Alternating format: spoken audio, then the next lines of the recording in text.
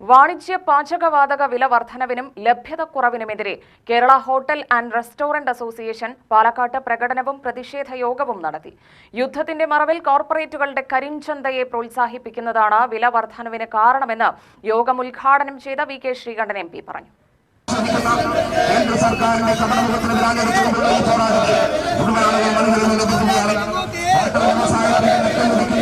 പാചകവാതക സിലിണ്ടറിന്റെ പ്രതിഷേധത്തിന്റെ കാഹളം വഹിച്ചിട്ടുണ്ട്. ഹോട്ടൽ ആൻഡ് റെസ്റ്റോറന്റ് അസോസിയേഷന്റെ നേതൃത്വത്തിൽ സംസ്ഥാന വ്യാപകമായി ഇന്ന് 24 മണിക്കൂർ നേരം കടയടപ്പ് നടത്തുകയാണ്.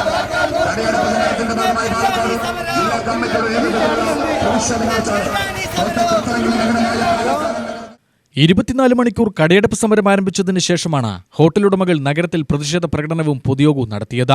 ഹോട്ടലുകാരുടെ സമരത്തിന് കോൺഗ്രസിന്റെ പിന്തുണയുണ്ടെന്ന് എം പി പറഞ്ഞു. യുദ്ധത്തിന്റെ മറവിൽ രാജ്യത്ത് ജനദ്രോഹ നയങ്ങൾ അടിച്ചേൽപ്പിക്കുകയാണ്. ഗ്യാസ് വില വർദ്ധിപ്പിക്കുകയും കിട്ടാതാവുകയും ചെയ്തതോടെ നൂറുകണക്കിന് ചെറുകിട ഹോട്ടലുകളും ചായക്കടകളും പൂട്ടിപ്പോയി. കരുതൽ ശേഖരമുണ്ടെന്ന് പറയുമ്പോഴും ആവശ്യത്തിന് ലഭിക്കാത്തതിന് പിന്നിൽ കുത്തകകളുടെ കരിഞ്ചന്തയ്ക്ക് കുടപിടിക്കലാണ്.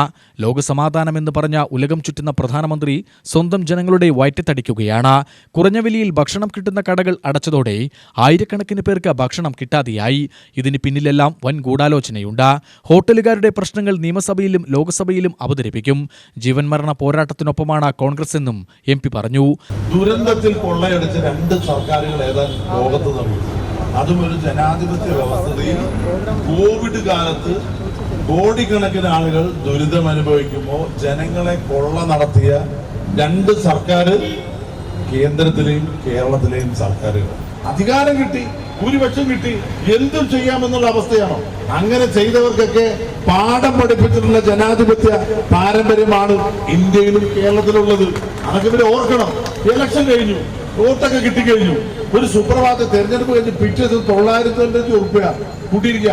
1000 എന്ന് പറഞ്ഞാൽ 993 രൂപ ഒരു സിലിണ്ടറിനെ. ഈ ലോകത്ത് എവിടെയുണ്ടോ ഇത്രയും വലിയ വില? ലോകത്ത് യുദ്ധം നടക്കുന്നുണ്ട്, നമുക്കറിയാം, പ്രതിസന്ധിയുണ്ട്, കടലെടുക്ക് അടച്ചിട്ടുണ്ട്, ആ പ്രതിസന്ധികളൊക്കെ ഉണ്ട്. പക്ഷെ ഈ പാവപ്പെട്ട ജനങ്ങൾ എങ്ങനെയാ ജീവിക്കണം? ഈ കമേഴ്സ്യൽ ഇപ്പൊ 1400 ഉണ്ടായിരുന്നത് ഇപ്പൊ 2500 3000 രൂപ ഒരു സിലിണ്ടറിന് കൊടുക്കുക. ഇതിനേക്കാളും നല്ലത് പഴയ കാട്ടുവിറക് അല്ലെങ്കിൽ അത്തരത്തിലുള്ള സാധനങ്ങൾ പെറുക്കി കൂട്ടി അതിന് വില കൂടി. ഇന്നത്തെ പത്രത്തിൽ കണ്ടു, വിറകിനാണ് ഏറ്റവും കൂടുതൽ വില കൂടി, അത് കിട്ടാനുമില്ല, അല്ലേ? Kerala hotel and restaurant association ജില്ലാ പ്രസിഡന്റ് NMR റസാഖ് അധ്യക്ഷത വഹിച്ചു.